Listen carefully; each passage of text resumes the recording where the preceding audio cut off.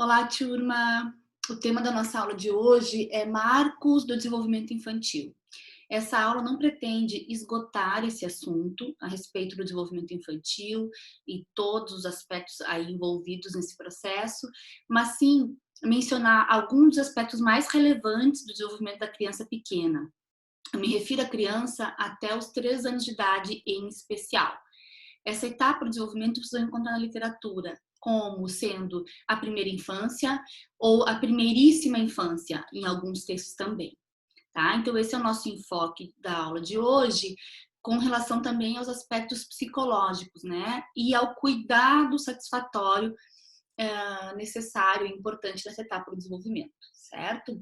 Então, acho que é importante começar aqui lembrando que quando o bebê nasce, ele é um ser que depende inteiramente de outra pessoa para se desenvolver, tá?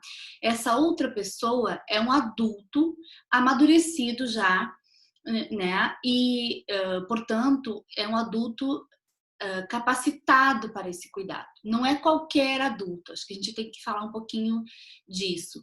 A fragilidade do bebê e a absoluta dependência dele exige a presença de um adulto bem colocado nessa função de cuidado, né? É importante mencionar que esse adulto ele não deve exercer um cuidado do tipo técnico, né? Então não é um profissional que assume essa função. Ainda que um profissional pode assumir temporariamente a função de cuidado quando, por alguma razão, o adulto cuidador primordial se ausenta. Tá? Esse adulto cuidador primordial também não necessariamente precisa ser a mãe do bebê. Né? A gente vai ver na literatura, em psicologia e em psicanálise, muito mencionada a mãe. Por que a mãe é muito mencionada? Porque na nossa cultura, né, na nossa sociedade, é essa a figura que mais frequentemente, que mais comumente assume os cuidados. Mas com isso eu não quero dizer que necessariamente precisa ser a mãe, que precisa ser uma mulher, ou que precisa ser a mãe biológica dessa criança, de forma alguma. O que a gente está falando aqui é que precisa ser alguém bem colocado nessa função, e muitas vezes a mãe biológica dessa criança é justamente a pessoa que não está bem colocada, né, por alguma razão sua, pessoal, que pode ser temporária ou não, mas ela não se sente disposta, capacitada para exercer o cuidado. Nesses casos em especial, é mais importante ainda que outro adulto assuma essa função, tá? Então, o bebê humano, ele nasce, como eu já disse, frágil, absolutamente dependente, mas com um grande potencial. Então, as pesquisas mais recentes em neuropsicologia nos mostram isso, né? Que esse bebê nasce com essa potência, com esse potencial para a interação pessoal. Ele nasce já com essa predisposição, digamos assim. Ainda que algumas pesquisas sobre desenvolvimento atípico, autismo, sugerem que sugerem aí uma possibilidade de neurodiversidade.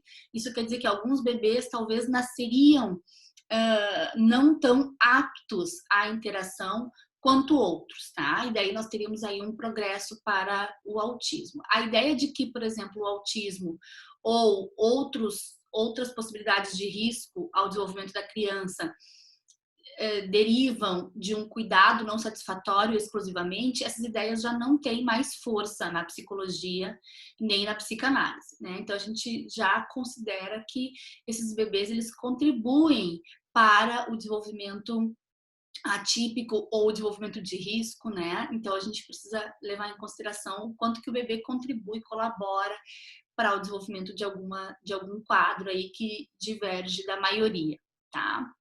Bom, e também Trevartan, ele vai propor que, vai entender que o bebê, ele quando logo nasce, ele é um feto fora do útero. O que quer dizer isso? Quer dizer que o desenvolvimento da nossa espécie, que sai de uma posição quadrúpede para uma posição bípede, né, ereta, isso fez com que o espaço para o nascimento do bebê fosse reduzido, né, por uma questão anatômica mesmo, e que o feto fosse expulso do corpo materno antes de estar plenamente pronto, plenamente desenvolvido para o ambiente extrauterino, né? Então, essa perspectiva sugere que o bebê, nas primeiras semanas, até o primeiro mês, 2 meses do seu desenvolvimento, ele deveria ser cuidado no ambiente extrauterino de modo semelhante à experiência intrauterina, né? Então, essa proposta ela ganhou força nos últimos anos e é o que a gente chama de esterogestação, tá?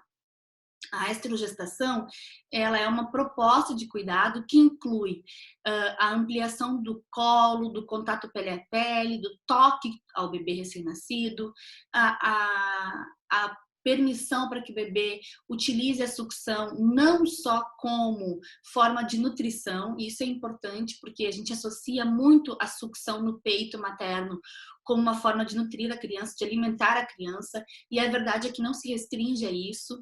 A gente observa que os bebês eles recorrem ao peito e à sucção para se acalmar, para se tranquilizar, para lidar com algum desconforto físico ou com algum sentimento, algum afeto aí que o arrebata, como medo, insegurança, né? Os bebês usam o peito materno para adormecer, para pegar no sono. Então a gente sabe que hoje sabemos que a sucção cujo bebê nasce habilitado para, né? O bebê nasce já com essa capacidade de sugar, tanto que a gente, qualquer coisinha que a gente aproximar da boca do bebê, ele vai sugar, pode ser um paninho, pode ser um dedo, não só a mama, mas ele nasce já com esse potencial para sucção e que isso serve para o bebê como um recurso para lidar com várias situações da sua vida extrauterina. Então, a permissão do que a gente chama de livre demanda para o bebê não diz respeito somente à necessidade dele de se alimentar em livre demanda, né?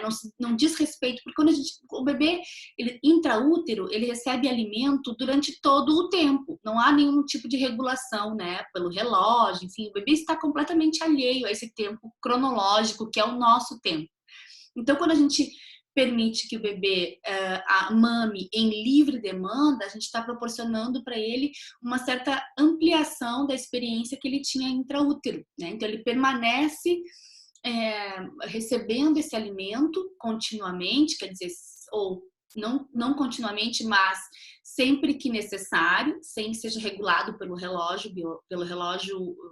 pelo tempo, né, cronológico, e também a gente permite esse bebê que ele utilize a sucção como recurso para todo o seu desenvolvimento, né? Para todo aquele desconforto que possa surgir, para toda aquela condição com a qual ele precisa lidar e que tem alguma dificuldade, tá? Além disso, sons constantes, ritmados, controle da temperatura, luminosidade, são aspectos aí que favorecem essa experiência de esterogestação.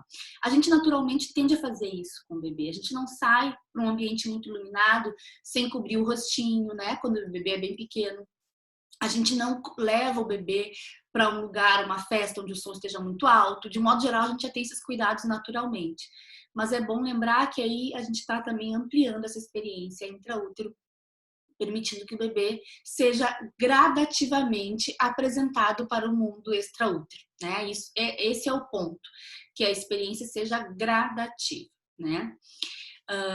Além disso, acho que é importante a gente lembrar da plasticidade neuronal. E daí, quando a gente fala de plasticidade neuronal e do quão grande ela é nesses primeiros anos de vida, principalmente nos 3 primeiros anos de vida, é que a gente também ressalta aí a importância de um cuidado e de uma apresentação ao mundo, de uma permissão para que a criança explore o mundo, porque a gente entende que aí, nesses primeiros 3 anos de vida, ela está aprendendo sobre ela mesma, sobre o mundo, sobre as relações humanas, sobre o que é ser humano, de um modo único e intenso, como nunca mais ao longo da nossa vida a gente vai viver essa experiência de uma aprendizagem tão grande, né, tão intensa quanto esses primeiros anos, certo?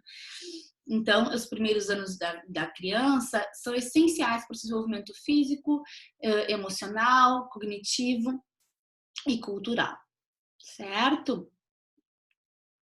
Então, essas vivências emocionais, aqui faltou falar aqui, essas vivências emocionais, elas serão determinantes no começo da organização das redes neuronais funcionais, essenciais na adequação da expressão dos comportamentos e ações futuras e no desenvolvimento da capacidade de pensar.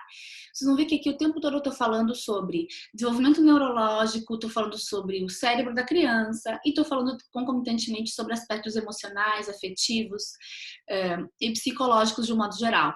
Isso porque se com uma pessoa adulta a gente já considera que mente e corpo são indissociáveis, quer dizer que a experiência de um ser humano, de um sujeito no mundo, ela é uma experiência integral e ampla, isso com o bebê, com a criança pequena, se torna ainda mais evidente, né? Então a gente com facilidade observa que o desenvolvimento da criança é um desenvolvimento integral e que se a criança não se alimenta bem, que a gente poderia considerar algo relativo ao seu corpo, ela também emocionalmente estará afetada por isso, né? Então, eu acho importante pensar sempre nessa abrangência do desenvolvimento, nessa integralidade do desenvolvimento para todas as pessoas, em todas as idades, mas com a criança pequena ainda mais, a gente precisa estar atento a isso, né? Então, o contato visual, a interação, as conversas, os sorrisos, os abraços, são ingredientes importantes para a formação de um cérebro saudável,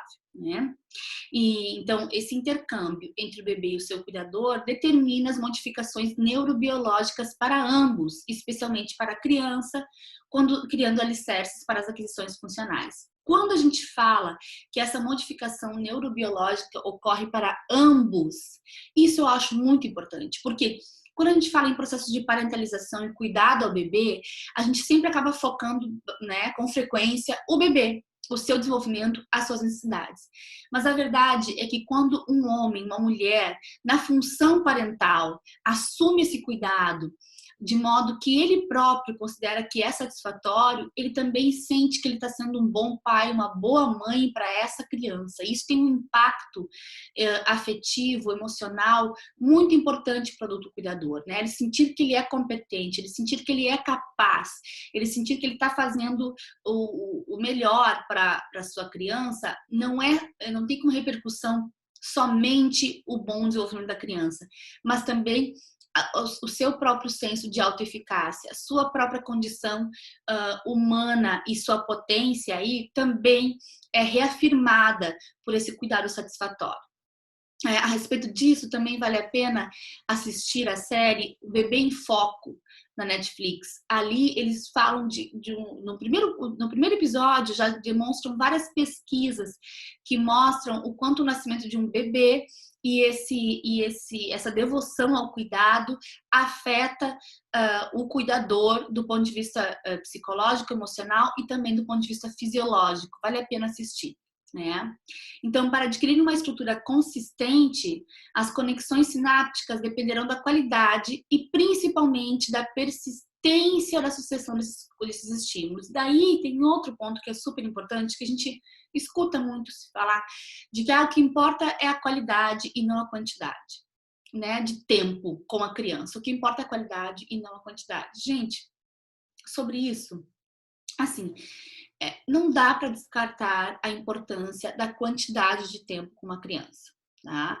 De novo, a criança, logo que nasce, nos primeiros anos de vida, ela não está regida, como nós, a uma cronologia do relógio, né? Então, dizer que meia hora de qualidade com a criança é o suficiente, é bom, ela vai se beneficiar.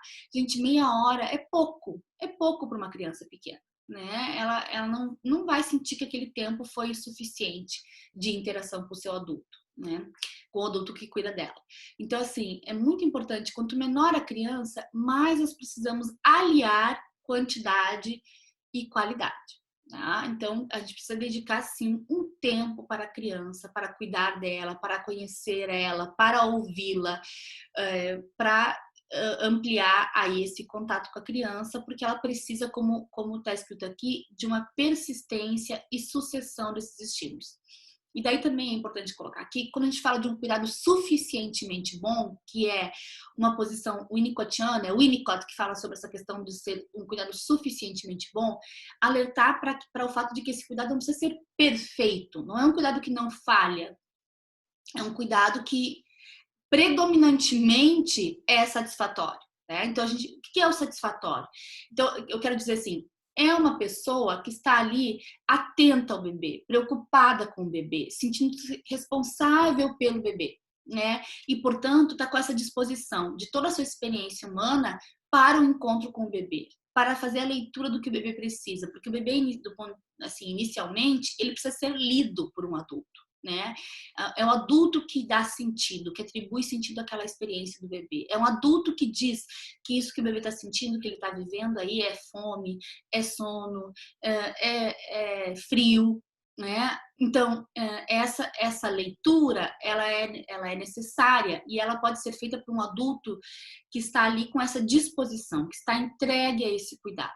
Significa que, eventualmente, esse adulto pode demorar um pouco mais.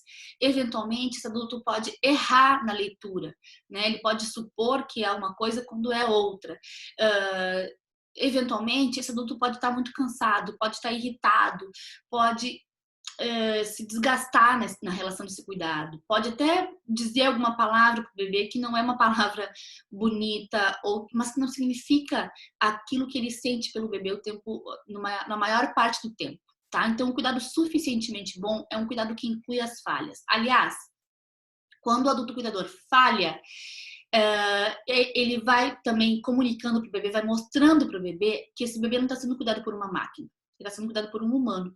Porque a máquina, sim, a máquina sempre repete da mesma forma. Né? Ela é programada para um tipo de cuidado e ela realiza. A máquina, cuidado, ou qualquer ação para a qual a máquina está preparada, está ali programada, ela vai exercer repetidas vezes da mesma forma. Né? Enquanto que o adulto não. A cada vez é um pouquinho diferente. E isso vai mostrando para o bebê o que é humano, né? O que é a nossa humanidade. Então, as falhas, elas são bem-vindas quando elas não forem predominantes, né? Quando elas forem eventuais.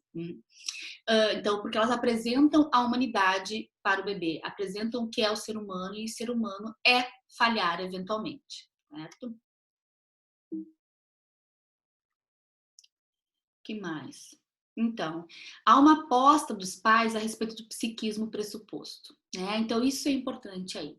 Quando o bebê humano nasce, ele ainda não é uma pessoa, né? Ele ainda não tem todas as atribuições de uma pessoa. Tanto que, como eu disse antes, alguém precisa dar sentido para aquela experiência que o bebê está vivendo, porque ele sozinho não consegue. Ele sozinho não dá conta de atribuir um sentido para essa experiência. Certo? Então, ele está se constituindo enquanto sujeito. Ele está aprendendo a respeito de si. O Winnicott, ele sugere que o bebê nasce num estado de não integração psicossomática. Quer dizer, ele precisa primeiro, a tarefa dos primeiros meses de vida do bebê é integrar-se como sujeito, é integrar-se como pessoa, para depois ele conseguir interagir, reconhecer que há um ambiente, reconhecer a si próprio como sujeito. Entende? Isso está em processo. Mas, então, aí tem uma questão que é muito importante, que mesmo que não haja uma pessoa ali, quer dizer, há uma pessoa em constituição, é importante que os adultos cuidadores reconheçam que há. Vocês entendem? Então, há um psiquismo pressuposto. Há um sujeito aí que é reconhecido como tal quando ele ainda não existe pelo adulto cuidador, certo? Então, quando eu digo assim, o bebê ali tá com 1 mês de vida, ele tá adormecido e ele faz um movimento com a boquinha que sugere que é um sorriso. E eu olho para aquele movimento e digo, tá sonhando com a mamãe, né? Tá sonhando com a titia, tá feliz. Então, eu tô pressupondo aí uma intenção, um desejo, uma experiência para o bebê que não existe de fato, né? A gente sabe que aquele movimento com a boquinha é um espasmo muscular. Mas na função, na ocasião em que a gente está nessa função de cuidador primordial desse bebê, é importante que a gente reconheça naquele espasmo muscular um sorriso, um sonho, um desejo, uma saudade, né? Um amor do bebê, quando isso ainda tudo está em processo de constituição, quando isso ainda não existe. É justamente eu reconhecer que há algo ali de um sujeito nesse bebê, quando ainda não há, é que vai conduzi-lo para a experiência de ser. né? Então, a gente sim vai apresentando o que é ser uma pessoa para o bebê quando ele ainda não é, certo? Então, com relação às etapas do desenvolvimento, né? Logo após o nascimento, o bebê já é capaz de mamar, como eu falei para vocês, né? Se não houver, claro, algum comprometimento maior no seu desenvolvimento. E ele também já é capaz de demonstrar sinais de prazer e desconforto. O que, do ponto de vista do bebê, é um desconforto. Isso é importante a gente pensar. Que experiência é essa do bebê? O bebê, ele sente um desconforto. E daí ele chora, ele resmunga, ele se contorce, ele se espreme, solta, né? Então, e ele consegue também, quando ele está em estado de alerta calmo, ele também olha para tudo, ele contempla, né? Que é um sinal de prazer, de satisfação, né? Então, que vai se demonstrando aí. Mas do ponto de vista do bebê, é isso: é um prazer ou é um desconforto. Ele não sabe nomear, porque ele também não sabe o que ele está sentindo. Se a gente vê um bebê bem pequeno, encontrando a sua mão pela primeira vez, e o modo como ele olha para a própria mão, ele está surpreso, ele está extasiado.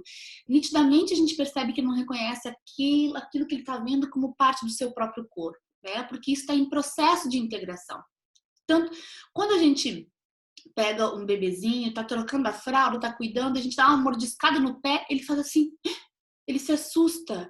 E ele não sabe em que lugar que ele sentiu aquilo. Ele sabe que ele sentiu alguma coisa, ele sentiu, tem um sinal, mas ele não sabe que aquele pé é dele. Quando ele pega o pé e leva o pé até a boca e fica mordendo e lambendo o pé, é um processo de integração. Ele vai chupando o dedo do pé dele e ele vai passando a sentir aquilo como sendo o seu próprio pé, né? Como sendo parte do seu próprio corpo. Então é muito importante a gente perceber que mesmo isso que o bebê já é capaz de fazer, que é sugar, que é mamar, que é demonstrar sinais de prazer e desconforto, até mesmo isso precisa ser integrado na sua experiência pessoal, para que ele reconheça como sendo uma experiência real de uma pessoa, de um sujeito. Certo? Então vamos falar sobre os primeiros meses aí, algumas habilidades, algumas competências, algumas coisas que são esperadas, certo? Então entre 1 e 2 meses, a gente espera que o bebê já responda ao sorriso, já goste de ficar em várias posições e já olhe para objetos coloridos ou objetos luminosos, em especial que ele já se interesse pelo rosto humano, né? Aquele bebê que tem 2 meses, a gente conversa com ele, ele fica olhando atentamente. Alguns bebês aos 2 meses já começam a movimentar a boquinha, quando a gente conversa com eles, eles começam a movimentar a sua própria boca, como que, né? Como que buscando uma interação com esse outro humano que está diante dele. Né? Entre 3 e 4 meses, então, o bebê já é mais ativo, já olha para quem observa, acompanha com o olhar, né? Se essa pessoa se movimenta, ele já consegue acompanhar.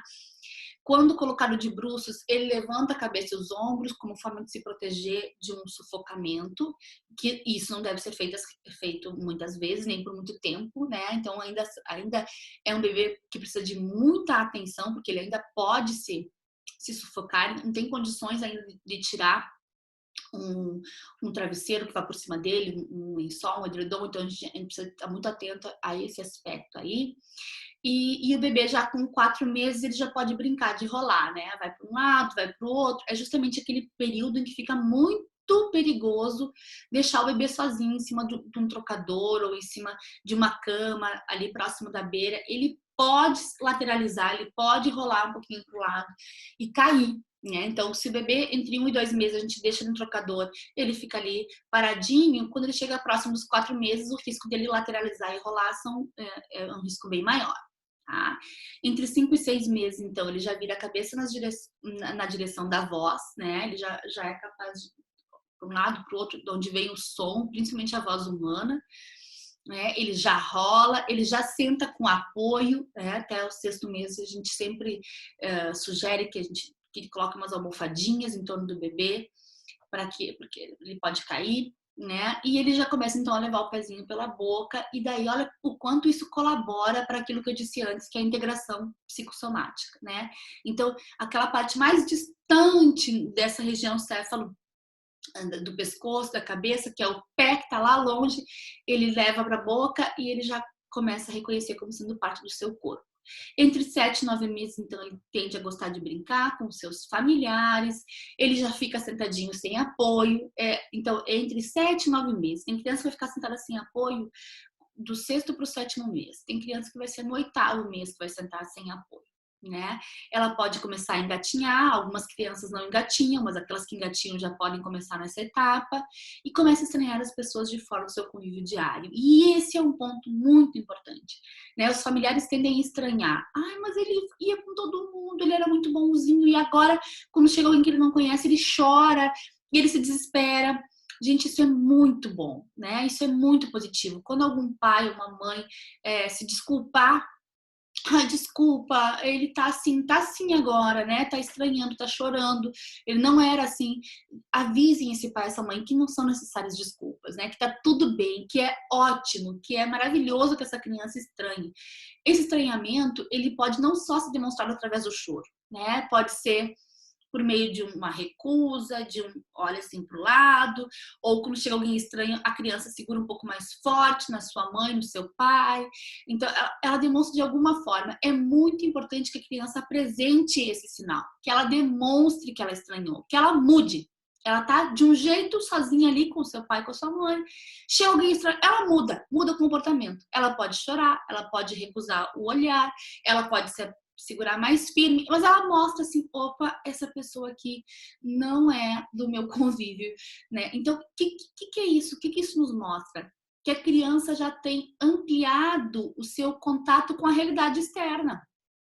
É justamente durante esses 7 primeiros meses, ela vinha fazendo um processo de integração psicossomática, de espacialização, quer dizer, vai vendo assim, qual é o lugar que ela ocupa nesse espaço, vai reconhecendo que há um espaço não eu, quer dizer, um espaço que não é ela, que é diferente dela, que é ambiente, que é externo a ela, entende? Então, isso é uma conquista do seu processo de desenvolvimento, uma conquista muito importante, quando ela estranha. Quando ela olha e diz, não conheço a pessoa, não é a minha mãe. Quer dizer, olha só, ela já conquistou um tanto da sua integração psicossomática, ela já tem um contato com a realidade de modo que ela já sabe quem é o pai, já sabe quem é a mãe, já sabe que são aquelas pessoas, aquelas figuras do cotidiano dela, já sabe quem é a avó, se a avó cuida, ou se é a babá, ela já conhece.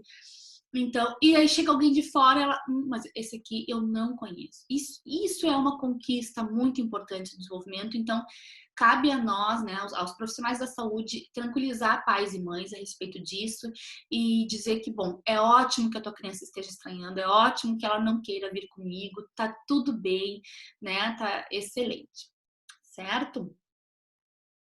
Entre 10 e 12 meses. Então, a criança já imita os seus pais ou as figuras de cuidado, ela já faz aquelas gracinhas, fica palhacendo, até aquele momento que a gente reúne toda a família no final de semana e pede que a criança faça aquelas coisinhas que ela já sabe fazer, que são bonitinhas, que são engraçadinhas, que imita alguém ou que, né, que faz algum som diferente, né? Ela fala ao menos uma palavra com sentido, né? Então, ela, assim, mamã, ou mamá, ou papá, ou água, alguma coisa que a família reconhece. E o mais importante, ela aponta para as coisas que ela quer.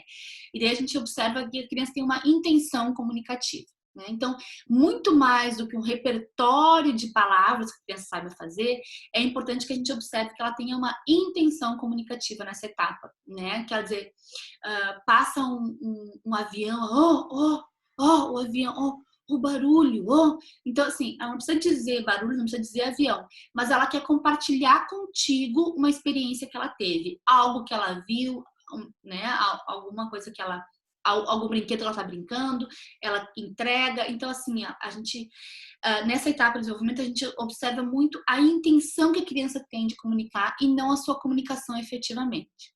A sua comunicação, quer dizer, a gente observa a sua comunicação efetivamente, porque a intenção é comunicação.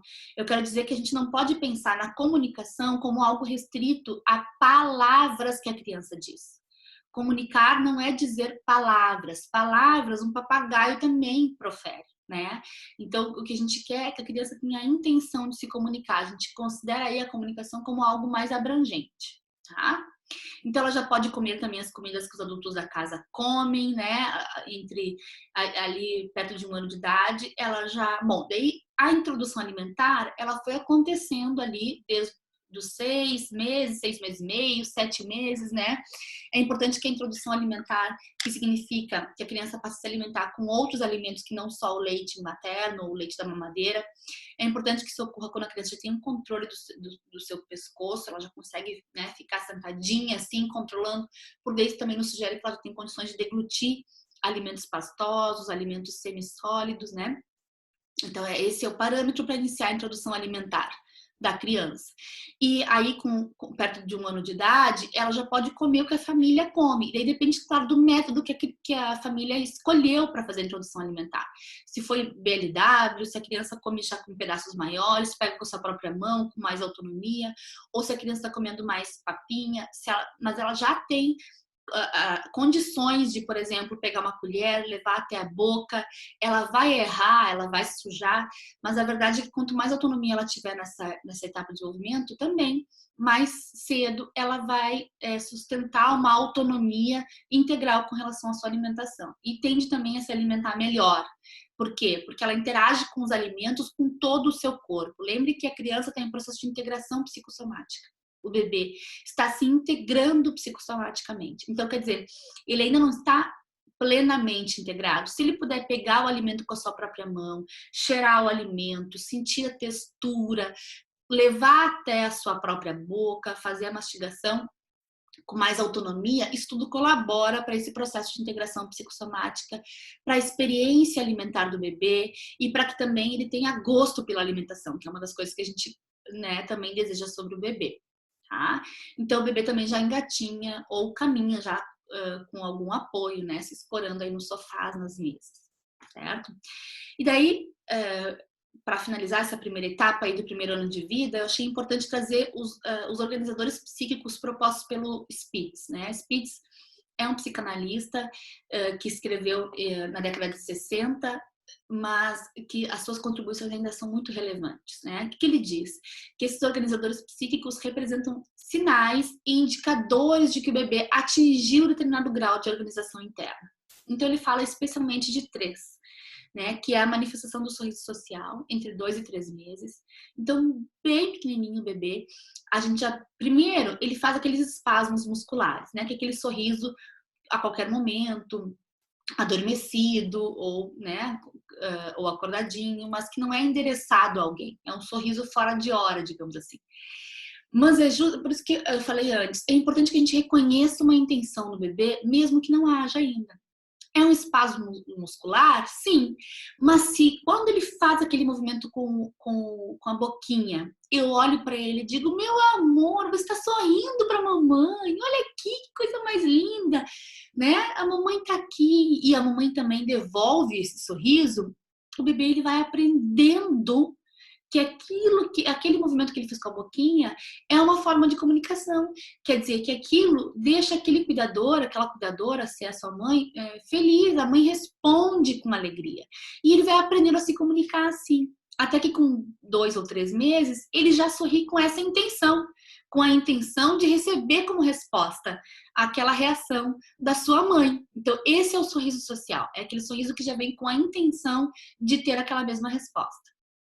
Tá? Então, quando o bebê com 2 ou 3 meses faz o sorriso social, ele faz o sorriso com a intenção de ter essa resposta, olha só como já ampliou o recurso comunicativo dele. Olha só como ele já está aprendendo sobre as interações, sobre as relações humanas. Tá? Além disso, aquela ansiedade que eu falei antes, a ansiedade a estranhos, que surge entre 7, 8, até 9 meses, que a criança ela tem que mudar, ela tem que ter algum comportamento aí quando chega alguém que não era o cotidiano dela, para mostrar que ela estranhou. Isso quer dizer que ela já reconhece quem é o pai, reconhece quem é a mãe e reage a uma pessoa que não é nenhum nem outro, né?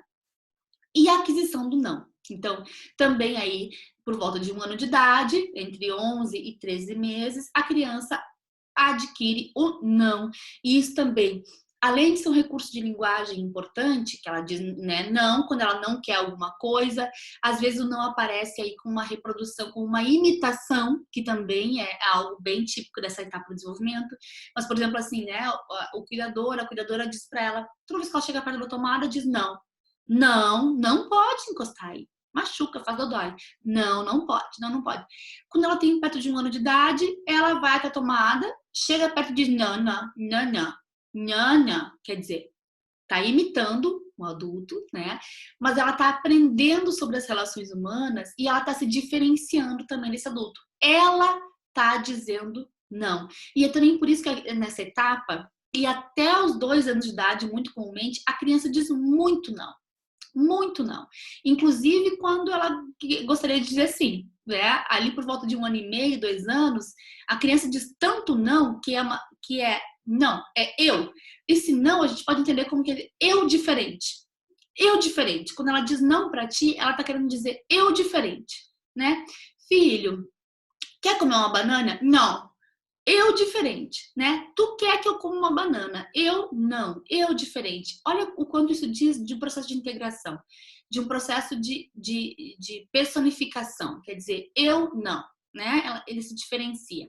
Olha como isso é importante. Então, isso diz de comunicação, diz de linguagem, diz de imitação, diz do quanto a criança já aprendeu sobre as relações humanas e diz do quanto ela está se diferenciando do outro, né? Então, mesmo que ela queira banana, a primeira resposta tende a ser não.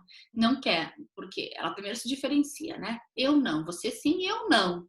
E depois ela diz quer, né? Muda de ideia. Mas ela primeiro se diferenciou. E esse é um aspecto bem importante desse processo aí de desenvolvimento, certo?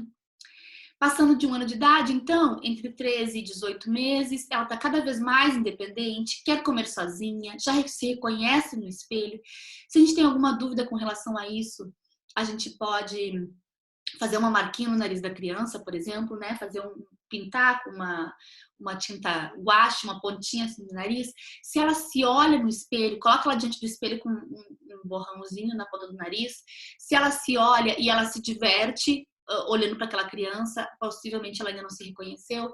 Agora, se ela se olha com aquele borrão na ponta do nariz e logo estranha, coloca a mão, olha aqui e pede para limpar, tá sujo aqui, é sinal que ela viu que aquele reflexo é dela. Né? E esse também é um momento, uma etapa importante do desenvolvimento, que a criança se reconhece, né? Quer dizer, olha de novo, olha o quanto isso colabora para o processo de individuação, que é o maior desafio do 1º ano de vida. Tá? Ela já tende a querer comer sozinha, ela também fala algumas palavras e ela também, até 1 ano e meio, já, de modo geral, adquiriu a marcha, ela já caminha sozinha sem apoio. Tá? Entre 1 ano e meio e 2 anos, ela anda já com mais segurança, já tem condições de correr, de acelerar o passo, subir e descer pequenos degraus, né? Também brinca com vários brinquedos, tende a aceitar a companhia de outras crianças, ela começa a se interessar mais por outras crianças, apesar de que ela ainda não vai dividir o brinquedo, não vai colaborar, né? Isso ainda é um processo aí que está em andamento. Mas ela também já tende a brincar sozinha. E daí a gente vê aí o início das manifestações dessa capacidade de estar só, que também é algo relativo a essa etapa do desenvolvimento. E daí acho que a gente precisa falar um pouquinho sobre segurança, confiança e capacidade de estar só. Né? Então, eu falei aqui que o 1º ano de vida, o maior desafio da criança é conquistar esse processo de integração psicossomática, né? Que é responder por um sujeito, uma unidade, esse processo de personificação, de espacialização, de integração em geral. Isso acontece em um ambiente satisfatório. Isso tudo que eu estou falando é uma perspectiva winnicottiana. Né? Então, ambiente satisfatório é um ambiente que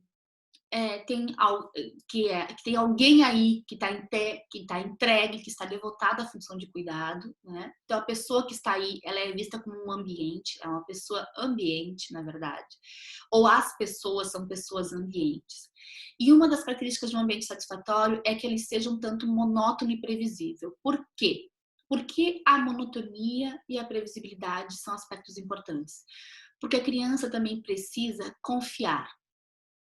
Ela precisa conseguir. E a confiança, ela tem a ver com a previsibilidade. Nós adultos, por exemplo, quando confiamos em alguém, quando eu preciso de auxílio para alguma coisa, eu recorro a alguém da minha família, algum amigo, é porque eu confio. Mas eu confio por quê? É porque eu consigo prever qual vai ser a atitude, o comportamento. Vai ser um comportamento acolhedor, essa pessoa vai me ouvir, ela vai me entender. Então, vejam quanto a confiança, ela está vinculada, ela está ligada e ela caminha junto à previsibilidade. Então isso é muito importante para a criança, que esse ambiente ele seja mais ou menos previsível. E o que gera previsibilidade para um bebê? É a monotonia, é a repetição. É um ambiente que as coisas acontecem mais ou menos semelhantes. Não significa que não precisa mudar nada, não pode mudar nada, não. Mas assim, pelo menos aquela pessoa é uma pessoa relativamente previsível. Ela age cuidando mais ou menos da mesma maneira, né? O bebê chora, atende, o bebê chora, atende, o bebê chora, atende, o bebê aprende a quê? A se comunicar. Porque ele vai aprendendo que se ele chorar, ele será atendido. Olha o quanto isso é monótono, olha o quanto isso é previsível e o quanto isso se distancia do modo como nós vivemos hoje. E é por isso que hoje talvez seja ainda mais desafiador cuidar de uma criança do que há 50 ou 100 anos atrás. Porque há 50, 100 anos atrás, o nosso mundo era mais monótono. A nossa experiência de ser adulto no mundo também era uma experiência mais monótona e previsível. Hoje ela é cada vez menos monótona, né? E daí, aquilo que o bebê nos exige, aquilo que ele precisa para se desenvolver, é o avesso da nossa vida cotidiana, que é uma vida, né, cheia de estímulos, cheia de oportunidades, cheia de atividades, né? Então, é importante lembrar isso. O bebê, ele vai conseguir ficar só, ele vai desenvolver a capacidade de estar só, de brincar sozinho, estar só na companhia de alguém, quer dizer, tem um adulto ali no mesmo ambiente ou na mesma casa e ele fica ali brincando com os blocos de montar, ele fica ali brincando com um carrinho, com um joguinho, com um bonequinho estando adulto ali, isso quer dizer que ele já é capaz de estar só, na presença de alguém. Mas isso só é possível num ambiente confiável, num ambiente seguro, né?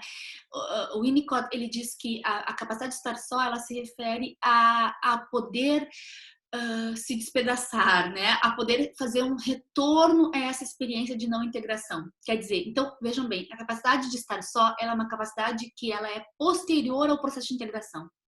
Então, durante o primeiro ano de vida, a criança vem se integrando, né? Conquistando essa unidade, para depois manifestar essa segurança básica, essa confiança no ambiente que permite a ela ficar só na presença de alguém.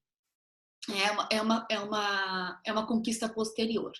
Então, só que é uma conquista que, tendo sido feita aí, depois de um ano de idade, mais ou menos, 1 ano e meio, 2 anos de idade da criança, é uma conquista que a gente tem para toda a vida.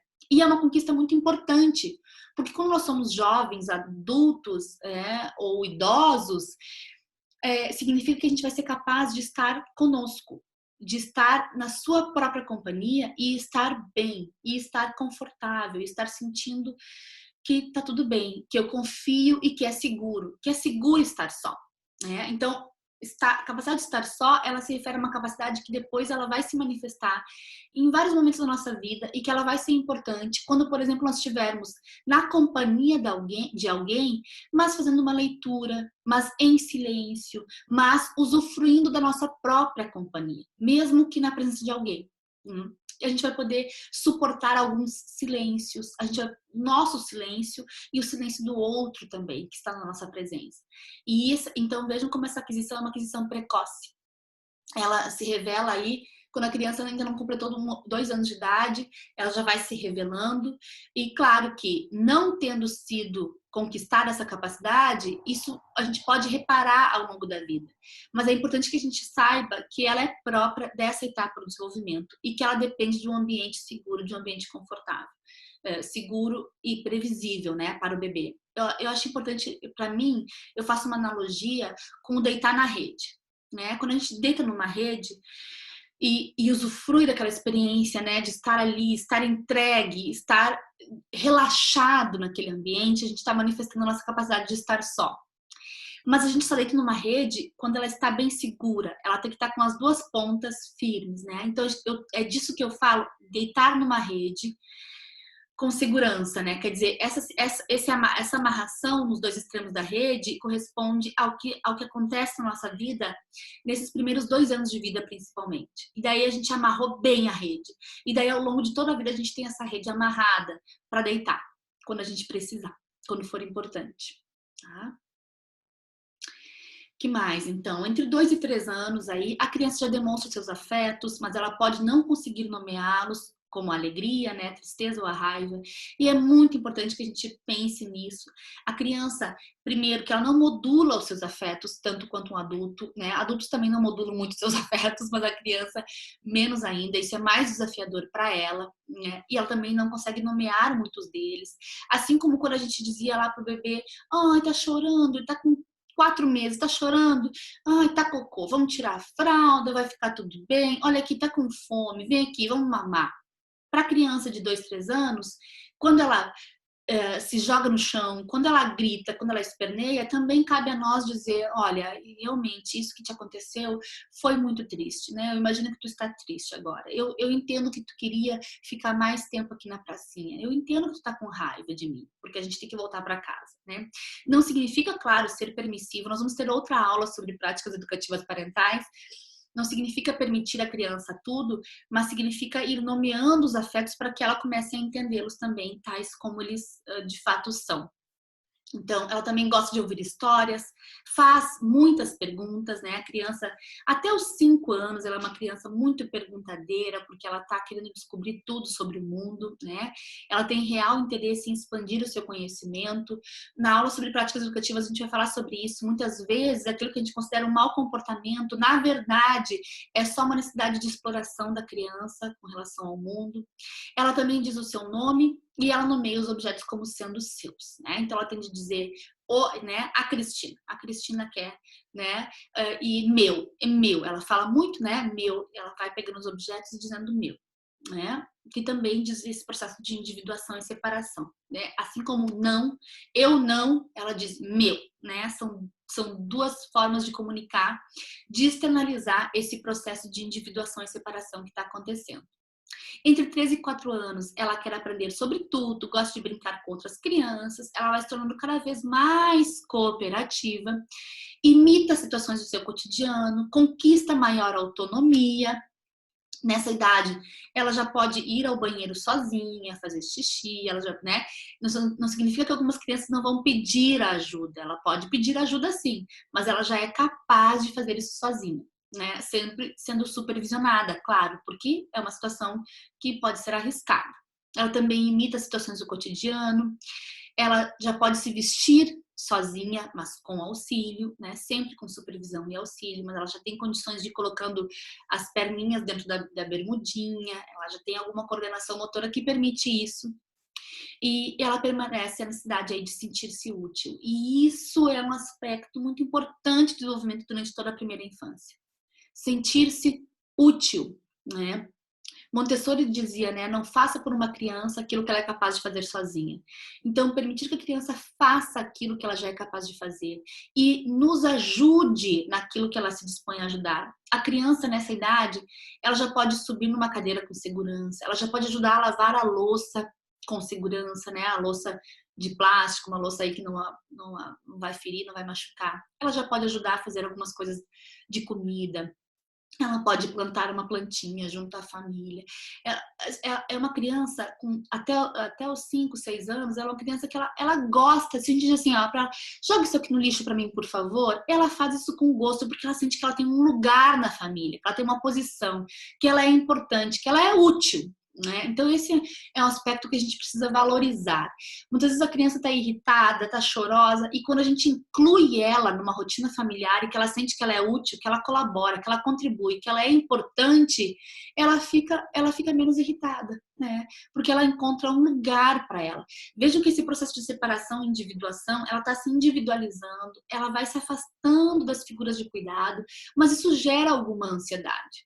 Isso gera algum medo, quer dizer, o quanto eu posso me distanciar, o quanto eu continuo sendo importante para essa pessoa que me cuida. Então, permitir que a criança participe ativamente dessas atividades domésticas, colaborando, contribuindo, sentindo-se útil e importante, é bom, beneficia muito ela. Então, com relação à primeira infância, essa autonomia que ela vai conquistando revoluciona o conceito que ela tem de si mesma. Né? Pensem que a primeira revolução é essa de ficar sentado, né? A criança tá ali que eu brinco que é um molusco, né? A criança ela nasce molinha, molinha. Daqui a pouco ela tá sentadinha. Olha só, muda a visão que ela tem do seu ambiente, das pessoas, da sua experiência, né? Ela vai conquistando mais e mais autonomia e isso vai revolucionando o conceito que ela tem dela própria, né? A tarefa principal da criança pequena no campo afetivo é integrar essa emoção toda que envolve a exploração do mundo sem a ajuda dos seus pais, isso vai acontecendo gradativamente, né? Com a sensação de proteção que deriva da presença deles. Então vejam como pais, mães e educadores e cuidadores precisam mostrar para a criança que ela está segura, que a gente está aqui, que a gente está por perto, eu estou te vendo, tá tudo bem, olha aqui, ó, eu te alcanço, né? Pode ir que eu tô te vendo, vai até ali que tá seguro. E a criança vai internalizando essa segurança também. Ela vai explorando o mundo, sentindo-se segura, explorando o mundo, sentindo-se segura, cada vez dando um passo à frente. E ela só vai conseguir dar um passo à frente se ela sentir que ela tem essa segurança, que ela tem essa retaguarda. Tá? Com relação aos aspectos clínicos, é importante lembrar que a psicanalista Graciela Crespan, ela sistematizou um número de sinais observáveis nas consultas de rotina ou no cotidiano das creches, que parecem ser a tradução clínica do sofrimento de crianças, principalmente dos latentes. Nós temos outra aula que vai ser específica sobre a clínica com bebês, mas eu acho importante falar desses sinais, porque esses sinais podem ser observados por qualquer profissional da saúde. Não precisa ser necessariamente psicólogo ou psicanalista para observar sinais. Pode ser enfermeiros, técnicos de enfermagem, podem ser os pediatras, as pessoas que fazem a puericultura ali do bebê, o cuidado dos primeiros meses. Pode ser um cuidador de escola, um professor, uma professora, né? Então é importante a gente estar atento a isso. E daí tem sinais que são de série barulhenta e sinais que são de série silenciosa. Os que mais preocupam são os de série silenciosa, porque muitas vezes eles não são percebidos como sinais de adoecimento ou sinais de risco. Na série barulhenta, a gente observa assim, recusa alimentar, criança que não interage, não olha no olho, que dorme pouquíssimo, né? A gente sabe que durante a noite é natural que o bebê acorde algumas vezes, mas tem crianças que realmente têm um sono muito inquieto, né? Que não brinca, ou que chora muito, que chora de modo inconsolável, né? Quer dizer, a gente fica tentando aí que a criança se distrai com alguma coisa, ela segue chorando, que demora para sentar, para engatinhar, para andar. Isso tudo é a série barulhenta. Agora, a série silenciosa, a série barulhenta são sinais que levam pais e mães muito para a clínica, que levam para queixa, que levam para a busca, né, de um pediatra, alguém que responda a isso, um neurologista. Mas a série silenciosa, que é a criança que vai recebendo o alimento sem contestar, é o adulto que define quando tem que parar o alimento. Quer dizer, a criança não faz nenhum sinal de que ela já está bem alimentada, de que ela está saciada. O bebê que fixam o olhar em um ponto, permanece sempre longe, afastado, tangencia o rosto humano. A gente às vezes tem a impressão de que ela está olhando para nós, mas ela não está olhando. Ou crianças que dormem muito, muito, muito, muito, são muito silenciosas, passam de brinquedo em brinquedo, parece que não tem nenhum interesse, parece que não constrói nenhum enredo com aquele brinquedo. Crianças muito quietas, pouco responsivas. Elas são tidas como crianças muito boazinhas, é muito boazinha, e muitas vezes isso não é identificado como um sinal de risco. E eu acho que isso é importante a gente lembrar que são sinais de risco também, tá? E para finalizar, turma, eu gostaria de focar aqui no potencial da família e da comunidade. Sempre que a gente observa que a criança tem algum sinal de risco, o primeiro passo é verificar se a própria família ou a própria comunidade tem recursos para melhorar aquela condição, né? Assim a gente fortalece o potencial da família e da comunidade e também favorece a não construção de laços de dependência. Porque nós especialistas somos importantes, nós identificamos algum risco, identificamos sinais de que algo não vai bem. Mas o mais importante mesmo para a criança é a sua família e a sua comunidade. E são esses grupos que precisam estar fortalecidos para acompanhar o processo de crescimento e desenvolvimento da criança. Certo? Trouxe algumas sugestões de leitura aqui, trarei outras nas próximas aulas. Eu agradeço a atenção de vocês e nos vemos em breve, turma. Um beijo!